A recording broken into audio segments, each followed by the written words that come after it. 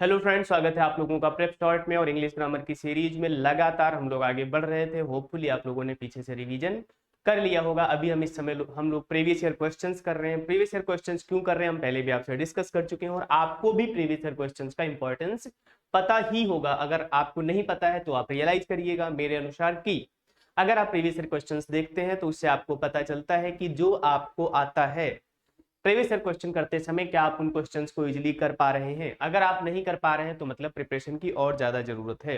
अगर आप easily attempt कर पा रहे हैं देन इट्स वेरी गुड। फिर भी प्रिपरेशन तो बंद नहीं करनी है। जब तक एग्जाम नहीं हो जाएगा, जब तक आपकी नौकरी नहीं लग जाती, तब तक आपको कंटिन्यूअसली क्या करनी है, मेहनत करनी ही है। उसका कोई ऑप्शन नहीं है, मेहनत का कोई ऑप्शन नहीं है, कोई अल्टरनेट नहीं होता है। वो आप जितना कर लेंगे उतना आप रिफाइन होंगे, उतना आप प्योरीफाई होंगे, उतनी आपकी पर्सनालिटी डेवलप होती जाएगी, उतनी पर्सनालिटी आपकी अच्छी होती जाएगी। तो मेहनत कंटिन्यू करना है, यस और नो, स्मार्ट तरीके से करना है। तो हम प्रीवियस ईयर क्वेश्चंस में इडियम्स एंड फ्रेजेस की क्लासेस कर चुके थे, साइनोनिम्स की क्लासेस कर चुके थे, एंटोनिम्स की क्लासेस कर चुके थे।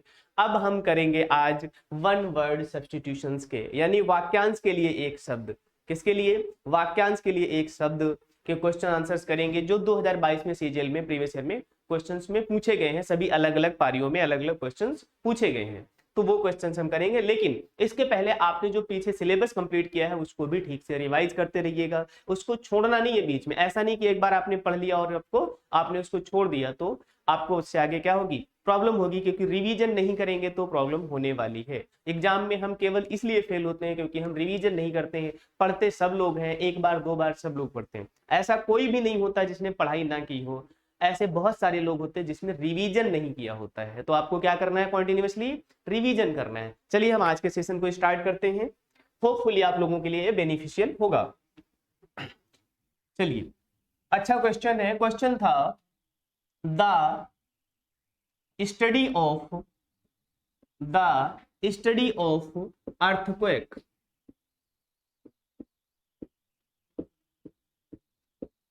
तो अब आपको ऑप्शन के बेस पे आंसर बताना है कि द स्टडी ऑफ अर्थक्वेक को क्या कहते हैं। हमने पीछे वन वर्ड सब्स्टिट्यूशंस की क्लासेस की हुई थी, सेशंस किए हुए थे। बिल्कुल सेम आया हुआ क्वेश्चन है। अगर आप देखेंगे क्वेश्चंस को पीछे, अगर आपने वन वर्ड सब्स्टिट्यूशंस की जो हमने क्लासेस की हुई थी वोकैब के बेस पर, वो अगर आपने की है तो आपको पता चलेगा कि ये क्वेश्चन हमने पहले किया हुआ था। The study of earthquake, options थे आपके जियोलॉजी, पहला ऑप्शन था जियोलॉजी। क्या स्टडी ऑफ अर्थक्वेक को जियोलॉजी कहते हैं? दूसरा ऑप्शन था ज्योग्राफी। क्या स्टडी ऑफ अर्थक्वेक को ज्योग्राफी कहते हैं? या थर्ड ऑप्शन था, क्या स्टडी ऑफ अर्थक्वेक को टोपोग्राफी कहते हैं? टोपोग्राफी।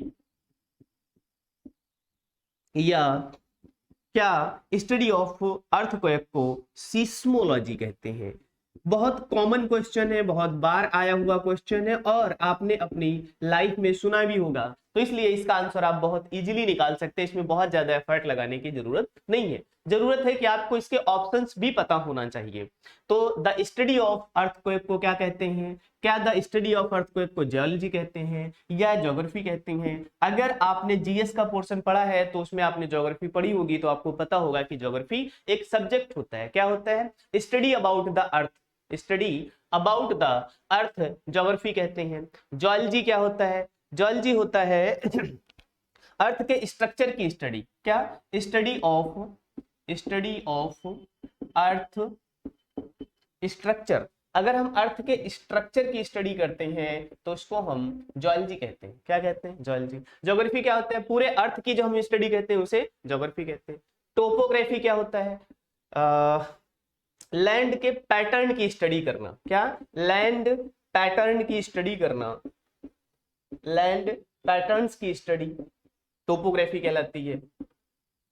जो हम लैंड के पैटर्न की स्टडी करते हैं उसको क्या कहते हैं? टोपोग्राफी कहते हैं। आपको आंसर तो पहले से पता ही था कि seismology is related to the study of earthquake, yes और नो, बताइएगा। तो ऐसे क्वेश्चंस भी आए हुए हैं प्रीवियस ईयर क्वेश्चंस में, तो कुछ क्वेश्चंस ऐसे भी आते हैं। और कौन कहता है क्वेश्चन रिपीट नहीं होते हैं? अगर आप पिछले 10-15 साल के क्वेश्चन देखिए, हमने देखा होगा, इसलिए हम एक्सपीरियंस के बेस पर आपको बता रहे हैं, बहुत सारे क्वेश्चन रिपीट होते हैं। और अगर क्वेश्चन नहीं रिपीट होते हैं तो ऑप्शन रिपीट हो जाते हैं, नहीं तो इसी ऑप्शन में से क्वेश्चन बना देंगे। द स्टडी ऑफ अर्थक्वेक पूछ लिया, इसके ऑप्शन थे geology, geography, topography and seismology, इसी का कोई ऑप्शन उठा के कि जियोलॉजी दे दिया, स्टडी ऑफ जियोलॉजी, फिर ये ऑप्शन कर दिए। तो अगर आपने एक क्वेश्चन को ठीक से पढ़ा है तो आप देखिए कम से कम 5 क्वेश्चन आपको रेडी हो जाते हैं। एक तो वो क्वेश्चन जो पूछा गया है, उसके अलावा 3 ऑप्शंस और रेडी हो जाते हैं, तो 4-5 क्वेश्चन आपको एक क्वेश्चन के साथ रेडी हो जाते हैं। ऐसे ही आपको स्टडी करना है। नेक्स्ट क्वेश्चन देखिएगा।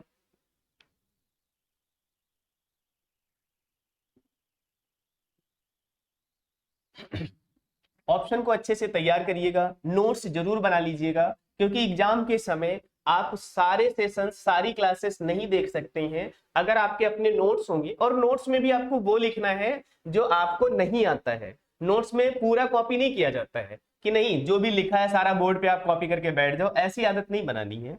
आपको जो नहीं आता है, जो ऑप्शन में प्रॉब्लम, उस ऑप्शन को एक्सप्लेन करके लिख लीजिएगा। जो मीनिंग नहीं आता है उस मीनिंग को आप लिख लीजिएगा, पूरा कॉपी नहीं करना है इट इज।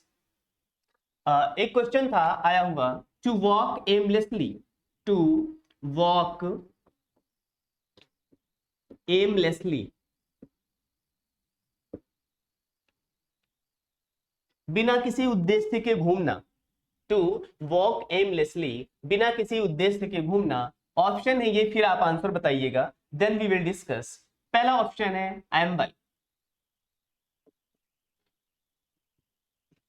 दूसरा ऑप्शन है क्रॉल,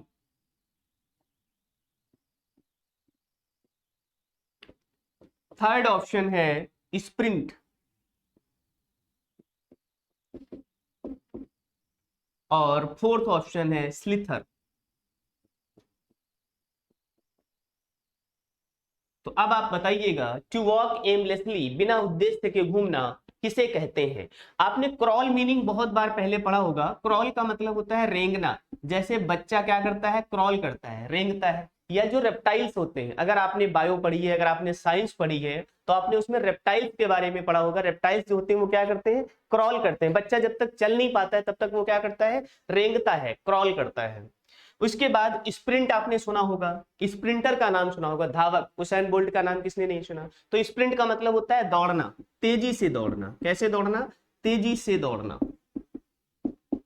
तेजी से दौड़ना। स्प्रिंटर वर्ड आपने सुना होगा, तेजी से दौड़ने वाला है, जो धावक होता था उसे बोलते हैं। और स्लिथर का मतलब क्या होता है, स्लिथर का मतलब भी होता है रेंगना, क्रॉल करना। ये क्रॉल का सिनोनिम है, क्रॉल करना यानी रेंगना, ये क्रॉल का ही सिनोनिम है स्लिथर। तो अब आपको पता चल ही गया होगा कि आपका आंसर क्या होने वाला है। टू वॉक एमलेसली, बिना किसी उद्देश्य के घूमना, वैंडरिंग, क्या कहते हैं, wandering. To walk aimlessly, wandering, बिना किसी उद्देश्य के घूमना। तो एम्बल का मतलब भी होता है बिना किसी उद्देश्य के घूमना, वैंडरिंग करना। क्या करना, वैंडरिंग करना, आराम से घूमना। कैसे घूमना, आराम से घूमना, बिना किसी उद्देश्य के, बिना किसी काम के, बिना किसी जरूरत के घूमना। तो इसका मतलब क्या हो जाएगा, एम्बल हो जाएगा। क्लियर हो गया, यस और नो। Next question.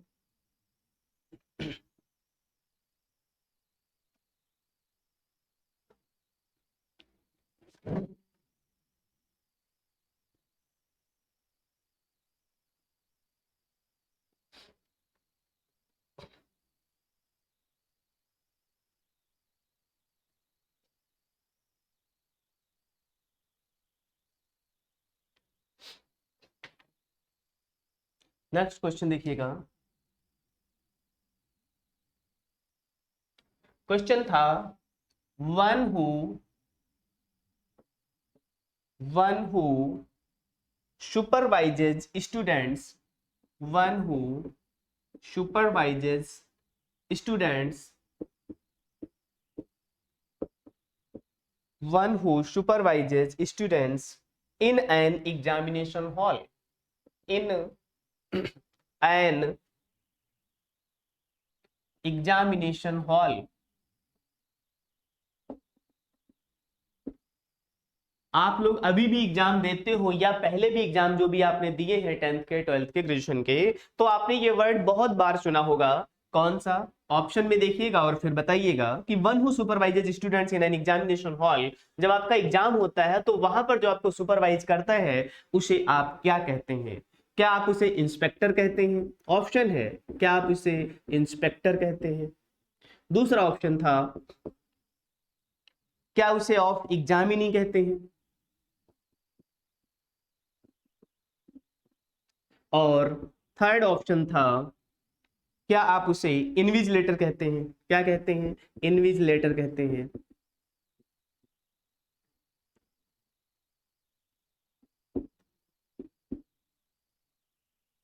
क्या आप उसे इनविजिलेटर कहते हैं, या फोर्थ आप उसे सिंपल या केवल टीचर कहते हैं? देखिए, अगर आपको मीनिंग पता है तो इंस्पेक्टर का मतलब आपको पता है। इंस्पेक्टर क्या कौन होता है? छानबीन करने वाला, जांच करने वाला, यानी ये पुलिस डिपार्टमेंट से रिलेटेड होता है। किससे रिलेटेड होता है? पुलिस डिपार्टमेंट से रिलेटेड होता है। इंस्पेक्टर जो होता है उसे कहते हैं छानबीन करने वाला या जांच करने वाला अधिकारी। क्या कहते हैं? जांच करने वाला। ठीक है, इंस्पेक्टर ही बनना है आप लोगों को। क्या करना है? इंस्पेक्टर बनना है। तो इंस्पेक्टर का मीनिंग तो पता होगा कि आप एग्जाम हॉल में एग्जामिनेशन चेक करने के लिए नहीं जाते हैं। फिर उसके बाद एग्जामिनी। एग्जामिनी का मतलब स्टूडेंट होता है जो खुद एग्जाम देता है, उसे क्या कहते हैं? एग्जामिनी कहते हैं। जो खुद एग्जाम देता है उस स्टूडेंट को क्या कहते हैं? एग्जामिनी कहते हैं। उसके बाद आता है टीचर। टीचर टीच करता है, पढ़ाता है। क्या करता है? टीचर जो होता है पढ़ाता है। आपको कंफ्यूजन हो सकता है इन्विजिलेटर में और टीचर में। हालांकि आपने इन्विजिलेटर वर्ड इतनी बार सुना होगा कि आपको कंफ्यूजन नहीं भी होना चाहिए, लेकिन आपको अगर आप अगर आप केवल ऑप्शन देखेंगे और आपको थोड़ा सा डाउट हो सकता है कि टीचर भी तो स्कूल में यही करता था। लेकिन उस टीचर को जब काम ये दिया जाता है, one who supervises students in the examination hall, तो उसे हम पर्टिकुलर इन्विजिलेटर कहते हैं। क्या कहते हैं? इन्विजिलेटर कहते हैं। तो इसलिए आंसर क्या हो जाएगा इसका? इन्विजिलेटर हो जाएगा। होपफुली आप सबको ये क्वेश्चन का आंसर आ गया होगा, किसी को कोई डाउट नहीं रहा होगा। Next question.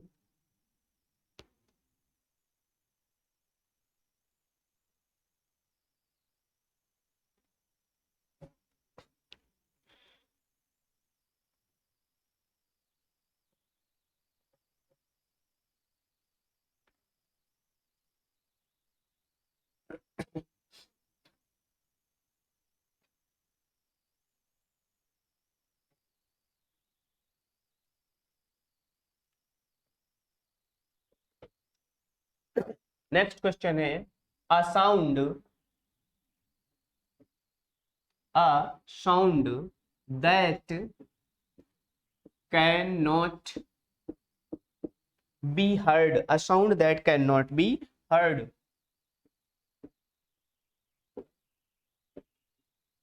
A sound that cannot be heard. Options हैं, inaudible,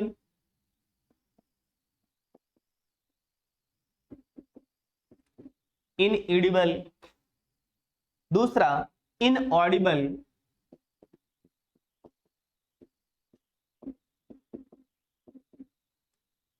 third indelible,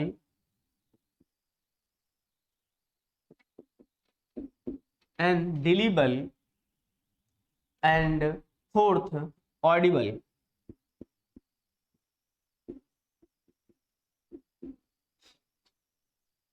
a sound that can not be heard, वो साउंड जिसे सुना नहीं जा सकता।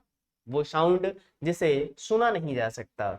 तो ऑडिबल का मतलब क्या होता है? जिसे सुना जा सके। क्या किया जा सके? जिसे सुना जा सके। तो ये तो इसका एंटोनिम हो गया, जिसे सुना जा सके।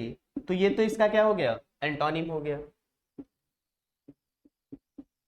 ये तो हो गया इसका एंटोनिम। इनडेलिबल, जिसे डिलीट नहीं किया जा सकता। क्या नहीं किया जा सकता? जिसे डिलीट नहीं किया जा सकता, जिसे हटाया नहीं जा सकता। क्या नहीं किया जा सकता? जिसे डिलीट नहीं किया जा सकता, जिसे हटाया नहीं जा सकता, हटाया नहीं जा सकता।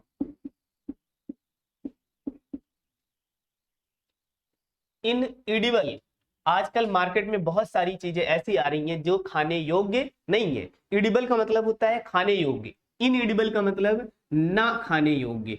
उनमें क्या कर दिया जा रहा है, एडल्टरेशन कर दिया जा रहा है। क्या कर दिया जा रहा है, ये भी एक वन वर्ड सब्स्टिट्यूशन है, एडल्टरेशन कर दिया जा रहा है, मतलब जो चीजें उनको खराब कर दिया जा रहा है, उनमें कम क्वालिटी की चीजें मिला दी जाती हैं, तो उसको क्या कहते हैं, एडल्टरेशन कर देना। इनएडिबल, ना खाने योग्य, बहुत सारे ऑयल, वेजिटेबल्स ऑयल ऐसे आ रहे हैं, बहुत सारे खाद्य सामग्री मार्केट में ऐसी आ रही हैं जिन्हें खाने में दिक्कत है, जिन्हें नहीं खाना चाहिए, बहुत सारी खराब चीजें आ जाती हैं, तो इनएडिबल हो गया। इनऑडिबल, जिसे सुना नहीं जा सकता, a sound that can not be heard, जिसे सुना नहीं जा सकता, जिसे मतलब जिस आवाज को सुना नहीं जा सकता, जिसे सुना नहीं जा सकता।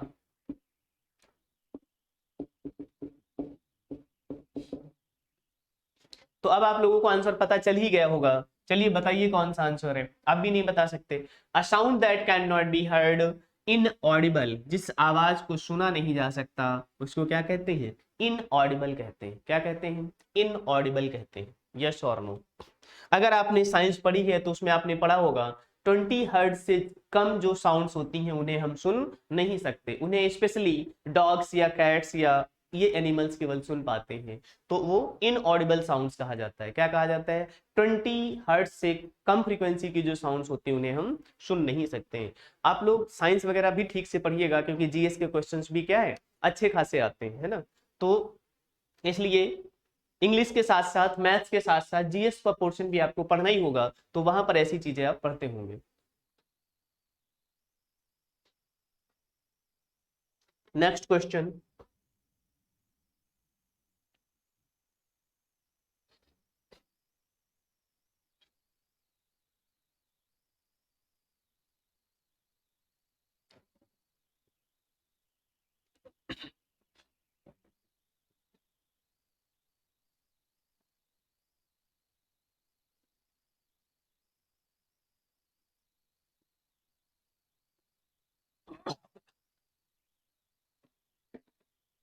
नेक्स्ट क्वेश्चन, अ ग्लास कंटेनर, अ ग्लास कंटेनर, एक ग्लास का कंटेनर टू कीप फिश, मछली रखी जाती है जिसमें, टू कीप फिश, जिसमें मछली रखी जाती हैं, उसे क्या कहते हैं। देखा होगा आप लोगों ने, घरों में ज्यादातर लोग आर्टिफिशियली मछलियों को रखने के लिए हम बना लेते हैं, a glass container to keep fish, मछली रखने के लिए ग्लास का कंटेनर। पहला ऑप्शन एट्रियम, क्या है, एट्रियम। Second option aquarium.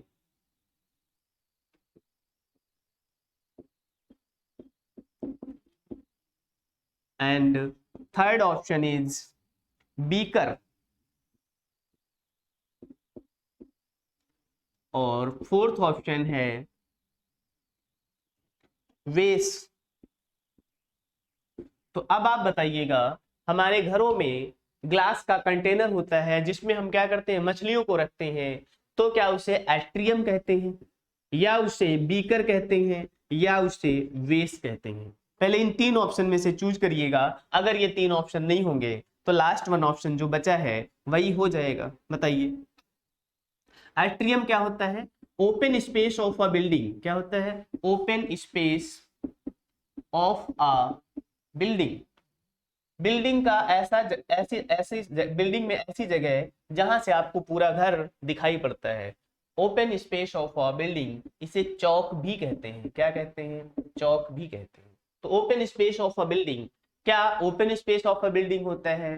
दूसरा, बीकर, परख नली, क्या होती है, परख नली। अगर आपने केमिस्ट्री के प्रैक्टिकल्स किए होंगे तो आपको पता होगा कि परख नली में मिला मिला के क्या रखते थे आप लोग, है ना, क्लास में कैसे शैतानियां करते थे आप लोग। तो बीकर का मतलब परख नली, तो परख नली में क्या करते हैं हम, केमिस्ट्री लैब में यूज करते हैं। वेस्ट क्या होता है, फ्लावर पॉट, क्या होता है, फ्लावर पॉट,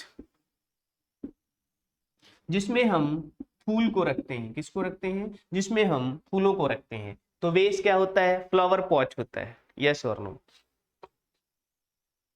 अब आपको पता है कि आंसर क्या है, एक्वेरियम है, बहुत फेमस और बहुत पॉपुलर वर्ड है एक्वेरियम, तो आप लोगों ने सुना ही होगा, यस और नो। तो हमारा मोटिव था इन तीनों ऑप्शंस को एक्सप्लेन करना, उसके साथ एक्वेरियम, ऐसा आया हुआ क्वेश्चन है। होपफुली ये क्वेश्चन तो आप सब लोगों को आ ही गया होगा। नेक्स्ट क्वेश्चन देखिएगा।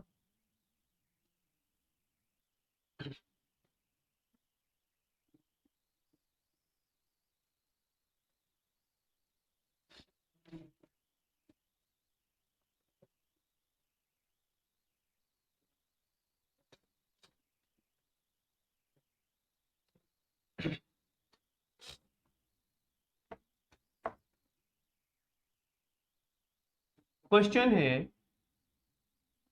Formally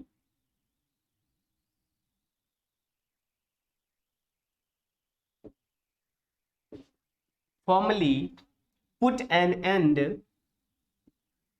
put an end formally put an end to a system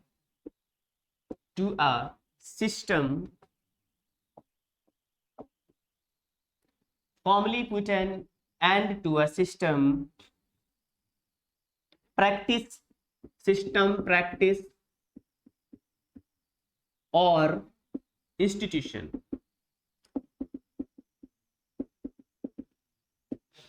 formally यानी लॉ बनाकर, फॉर्मली कैसे, लॉ बनाकर, put an end to a system, किसी सिस्टम को खत्म कर देना, किसी प्रैक्टिस को खत्म कर देना, या किसी इंस्टीट्यूशन को खत्म कर देना। तो इसके ऑप्शंस हैं, ऑप्शन देखकर आप आंसर बताइएगा इसमें से कौन सा ऑप्शन हो सकता था। स्टॉप, सेकेंड ऑप्शन है डिस्ट्रॉय,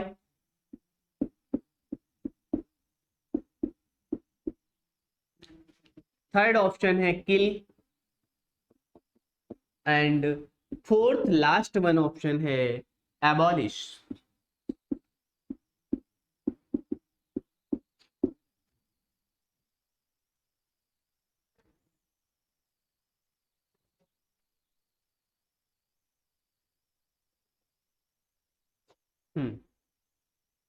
तो अब बताइएगा, formally put an end to a system, practice और इंस्टीट्यूशन, किसी इंस्टीट्यूशन को, किसी सिस्टम को, किसी प्रैक्टिस को फॉर्मली खत्म कर देना, यानी लॉ बनाकर, कानून बनाकर खत्म करना।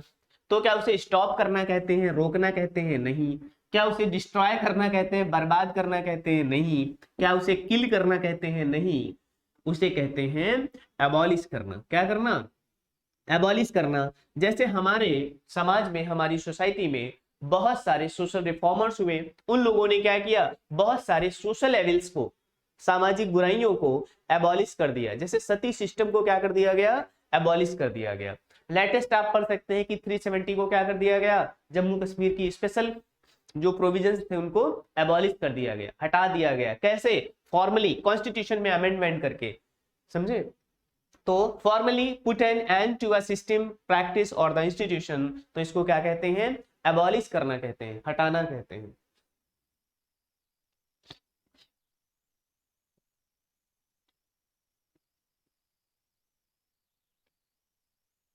नेक्स्ट क्वेश्चन देखिएगा।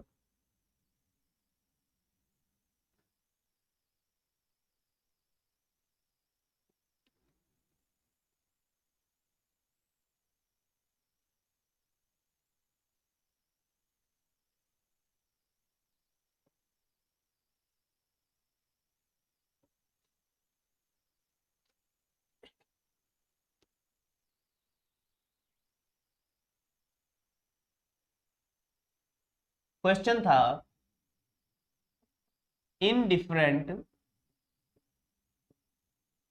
indifferent to pressure and pleasure and pain, indifferent to pleasure,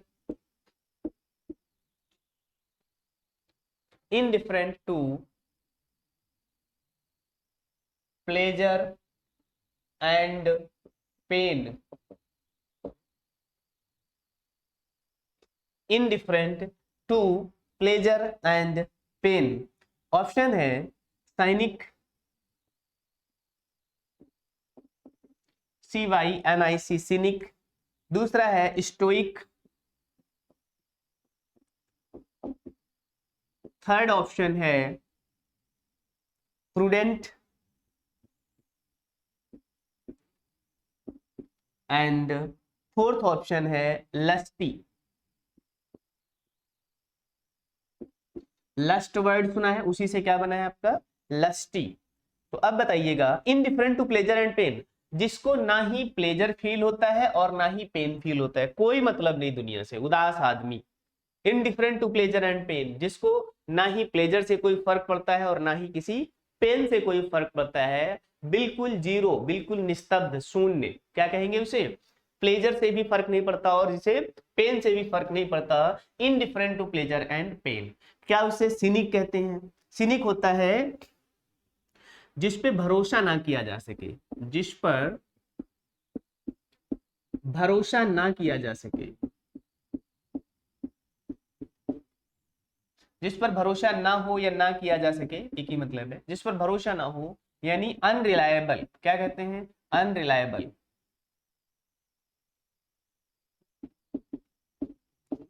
unreliable कहते हैं, जिस पर भरोसा ना हो उसे क्या कहते हैं अनरिलायबल कहते हैं। दूसरा ऑप्शन है प्रूडेंट। प्रूडेंट का मतलब होता है वाइज, बुद्धिमान। कैसा बुद्धिमान।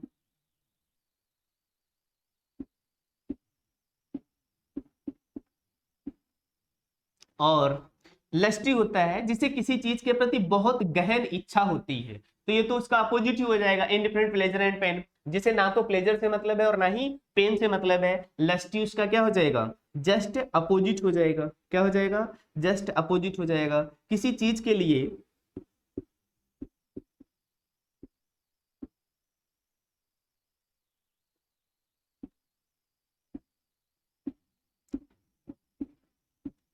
बहुत ज्यादा चाह रखने वाला, बहुत ज्यादा इच्छा रखने वाला, बहुत ज्यादा इच्छा रखने वाला, चाह या इच्छा रखने वाला।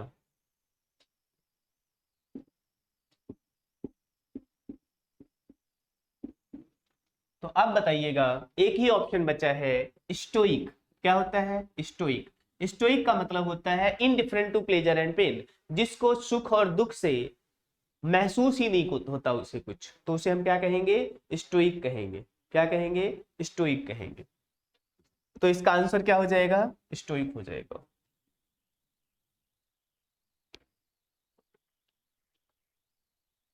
तो अगर आप इसके वर्ड लिखना चाहो स्टोइक को समझने के लिए, तो क्या लिख सकते हो इमोशनलेस। क्या लिख सकते हैं इमोशनलेस, फीलिंगलेस।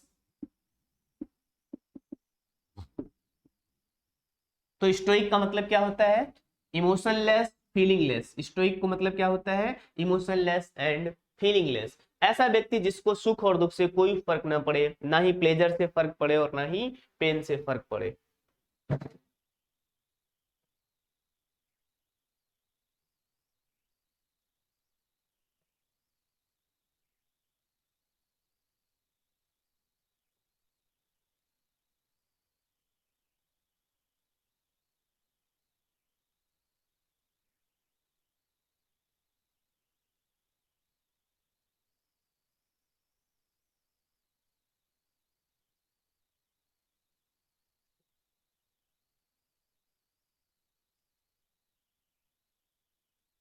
आगे देखिएगा,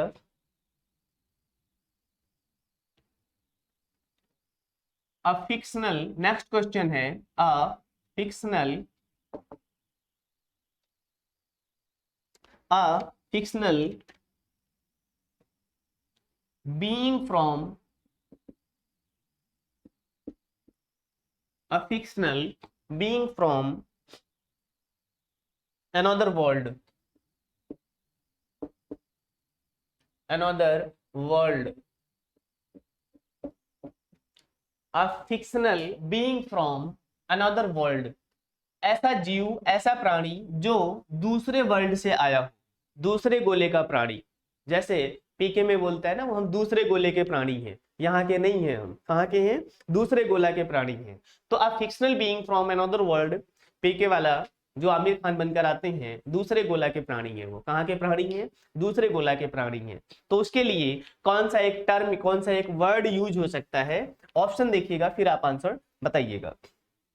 स्ट्रेंजर कहते हैं हम उसे, क्या हम उसे स्ट्रेंजर कहते हैं? दूसरा ऑप्शन, क्या हम उसे नेटिव कहते हैं? थर्ड ऑप्शन, क्या हम उसे एलियन कहते हैं? क्या हम उसे फॉरेनर कहते हैं?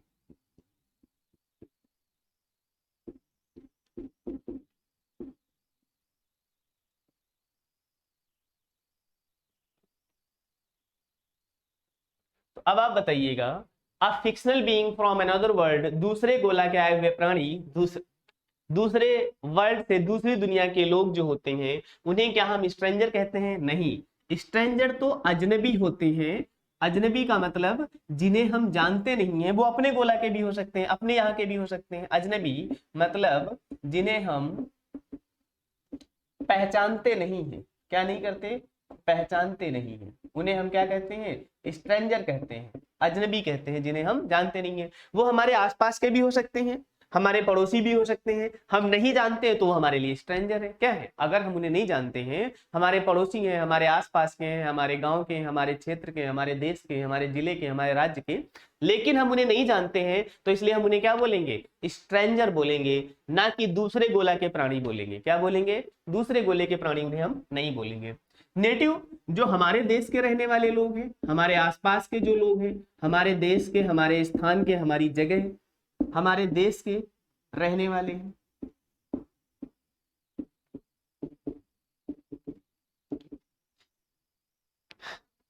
फोर्थ है फॉरेनर। फॉरेनर क्या होता है? विदेशी। कितना टर्म आपने सुना है, डेली आप सुनते हो कि फॉरेनर आए हुए। कौन आए हुए? टूरिस्ट में ज्यादातर कहाँ आते हैं? जैसे कि टूरिस्ट में, टूरिस्ट प्लेसेस पे ज्यादातर कौन आते हैं? फॉरेनर आते हैं, विदेशी आते हैं, मतलब दूसरे देश के रहने वाले हैं। यहाँ पर अनदर वर्ल्ड यूज किया गया है, ये ध्यान देना है आपको। कहाँ से आए हुए लोगों की बात कर रही है? जो दूसरे वर्ल्ड से आए हुए लोग हैं। और यहाँ पर विदेशी का मतलब है दूसरे देश से आए हुए लोग। कहाँ से आए हुए? दूसरे देश से आए हुए लोग।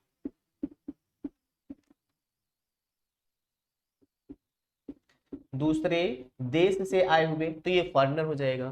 तो आंसर आपको पता ही चल गया होगा, एलियन कहते हैं उन्हें। क्या कहते हैं? एलियन कहते हैं। क्या कहते हैं हम उन्हें? एलियन कहते हैं। यस और नो? तो अगर आपने पीके मूवी देखी है तो आपको पता चल गया होगा कि दूसरे गोले के आने वाले प्राणी जो होते हैं, उन्हें हम क्या कहते हैं? एलियन कहते हैं। यस और नो? चलिए बताइए, किसने किसने देखी है पीके मूवी?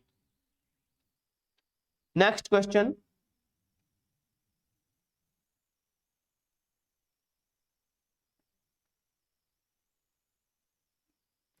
और अगर पीके मूवी देखी है तो उसमें से क्या अच्छा लगा आपको या क्या खराब लगा, बताइए, अपने व्यूज बताइएगा।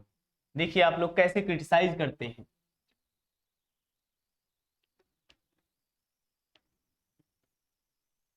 विचार तो रखने ही चाहिए अपने किसी ना किसी बात, तो आप अपने विचार रख सकते हैं।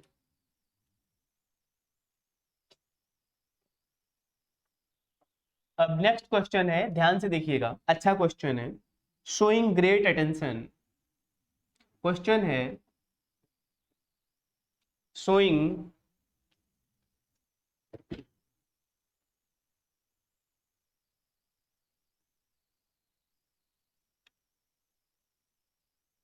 showing great attention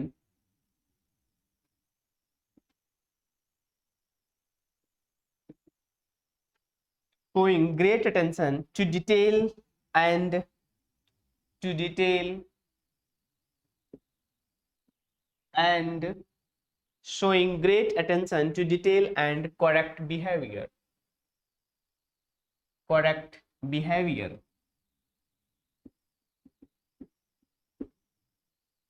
Showing great attention to detail and correct behavior. Showing great attention, great attention रखना किस चीज के लिए? जो डिटेल एंड करेक्ट बिहेवियर के लिए। तो ऑप्शन है, ऑप्शन को देखकर अब आप आंसर बताइएगा। पंक्चुअल, PUNCTUAL, क्या उसे पंक्चुअल कहते हैं? दूसरा ऑप्शन है जीलस, ZELOUS, क्या उसे जीलस होना कहते हैं? क्या कहते हैं? जीलस कहते हैं। ZEA, sorry, ZEALOUS, zealous. Third है पंक्चुलियस,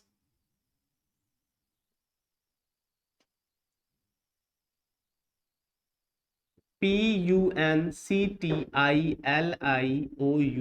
पंक्टिलियस।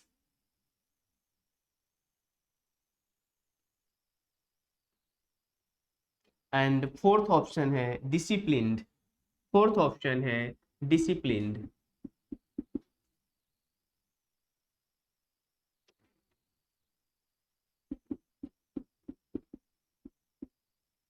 अब आपको बताना है इन फोर्थ ऑप्शंस में से showing great attention to detail and correct behaviour का मीनिंग क्या हो सकता है।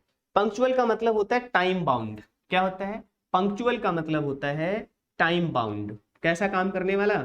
टाइम बाउंड काम करने वाला, जो अपने समय पर काम करता है। क्या करता है? अपने समय पर काम करता है, उसे हम क्या कहते हैं? पंक्चुअल कहते हैं। क्या कहते हैं? पंक्चुअल कहते हैं। जीलस होता है एंथुसियास्टिक। क्या होता है? एंथुसियास्टिक। ऐसा व्यक्ति जो हमेशा एनर्जेटिक रहता है। कैसा रहता है? एनर्जेटिक रहता है, काम करने के लिए बहुत अंदर से उत्साहित रहता है, उसे हम क्या कहते हैं? जीलस कहते हैं। उसके बाद फोर्थ ऑप्शन देखते हैं। डिसिप्लिन का मतलब होता है वेल मैनर्ड। डिसिप्लिन का मतलब जो व्यक्ति तौर तरीकों के हिसाब से काम करे, जो तौर तरीके हैं, नियम कानून है। डिसिप्लिन का मतलब वेल मैनर्ड, जो सभी नियमों कानूनों को तौर तरीकों को मानता है, जो सभी तौर तरीकों को, जो सभी तौर तरीकों, नियमों, तौर तरीकों, नियमों को मानता है, नियमों को मानता है, उसे हम क्या कहते हैं? डिसिप्लिन्ड कहते हैं। क्या कहते हैं? मानता है, जो सभी तौर तरीकों को, नियमों को मानता है, उसे हम। उसके बाद वर्ड है एक थर्ड, पंक्टिलियस। पंक्टिलियस का मतलब होता है डिलीजेंट। क्या होता है? पंक्टिलियस का मतलब होता है डिलीजेंट,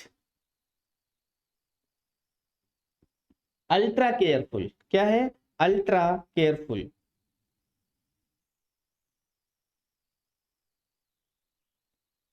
इसी को कहते हैं क्या? Showing great attention. क्या करना? Great attention to detail and correct behaviour. Correct behaviour को शो करने के लिए थर्ड ऑप्शन हो जाएगा पंक्टिलियस। क्या हो जाएगा इसका आंसर? पंक्टिलियस हो जाएगा। क्या हो जाएगा इसका आंसर? पंक्टिलियस हो जाएगा। चलिए, तो पंक्टिलियस का मतलब क्या हो जाएगा? डिलीजेंट या अल्ट्रा केयरफुल हो जाएगा। तो इसका आंसर क्या हो जाएगा? पंक्टिलियस हो जाएगा। देखिए ऑप्शन बहुत क्लोज था, पंक्चुअल, आपको कंफ्यूजन हो सकता था। सारे अच्छे वर्ड थे। जीलस का मतलब भी एंथुसियास्टिक होता है, ऐसा पर्सन जो बहुत एनर्जेटिक रहता है अपने काम के प्रति, तो आपको ये भी इसका ऑप्शन लग सकता था। डिसिप्लिन भी ऑप्शन आपको लग सकता था। डिसिप्लिन का मतलब होता है ऐसा व्यक्ति जो बिल्कुल, जो कानून है, जो नियम है, जो तौर तरीके हैं, बिल्कुल उनके तरीके से काम करे। और पंक्चुअल का तो मतलब पता ही होता है आपको, मेनली जब टाइम बाउंड की बात होती है, जो समय के अनुसार काम करता है, उसको कहते हैं पंक्चुअल व्यक्ति। लेकिन पंक्टिलियस का मतलब होता है showing great attention to detail and correct behaviour. Correct behaviour और डिटेल के लिए जो अटेंशन शो करता है, उसको कहते हैं पंक्टिलियस, डिलीजेंट या अल्ट्रा केयरफुल। क्या कहते हैं? Ultra careful. तो ऑप्शन हो जाएगा इसका थर्ड आंसर, यस और नो।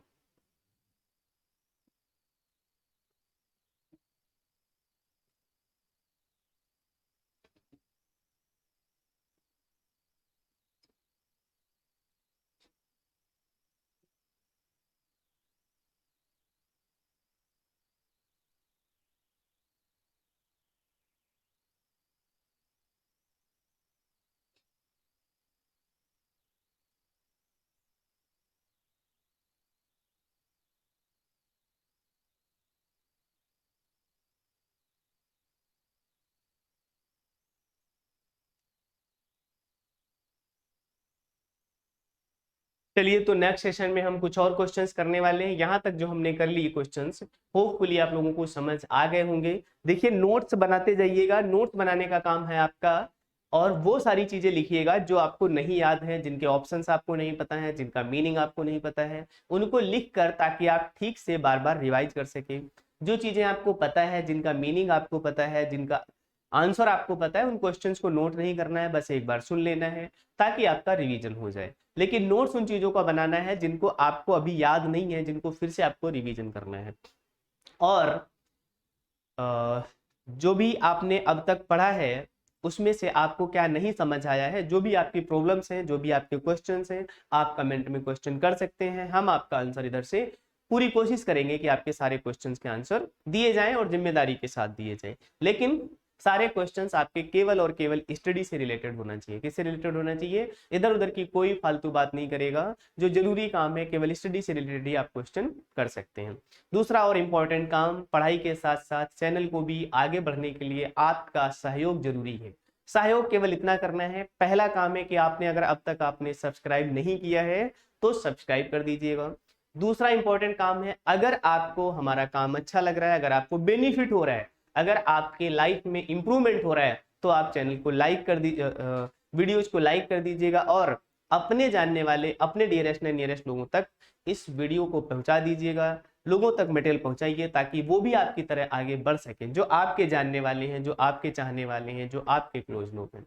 थैंक यू, तब तक के लिए अपना ध्यान रखिएगा।